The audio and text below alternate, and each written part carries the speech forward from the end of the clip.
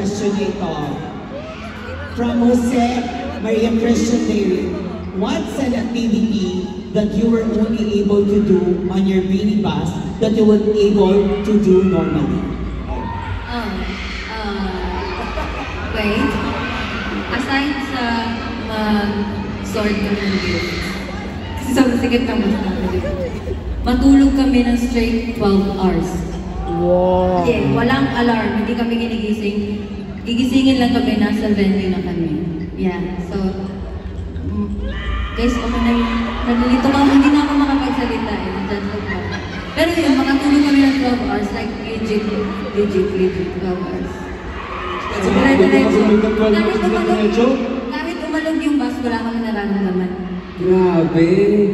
Actually, I was telling the production director and the girls, yung mga nakakagawa niyan, yung mga pop stars, superstars sa US. Mas big stars lang katulad ng Beanie. Yes, diba? Our superstars right here. Star ka na star? No, never. Especially to us groups. Definitely, we got our superstars right here on the stage. Thank you. Thank you so much. Thank you. Tulog is live. Thank you. Oh, eto na. Naglalanda na siya. Tawagin na natin. Our next candidate, Beanie Sheena.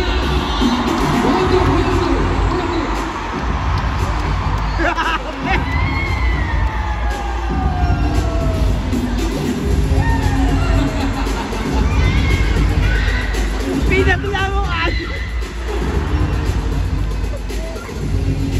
Pinaglaruan!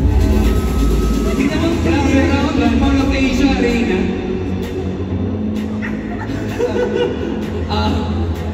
Ang tanong, Sheena, kaya ba ba? Sabi ko paharap lang. Paharap lang. Ang ganda nun. Nag-world tour kayo eh, so kailangan may world tour entrance. Yes. Okay, Sheena, are you ready for your question? Yes. Okay, your question. From Jana Narido.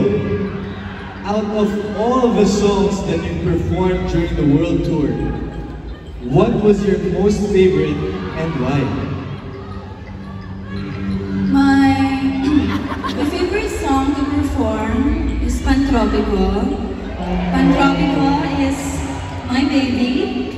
And yun na kasi yung last song. So sa Pantropico, sobrang full out na namin. Pantropico. Okay, nakikinig kami. Akala ko may ibang sabihin. Yes, yun lang. I love Pantropico. Sobrang sarap ng sayawin. And yung world tour kasi iba yung choreo sa ibang part. So it's something new. Thank you! Thank you.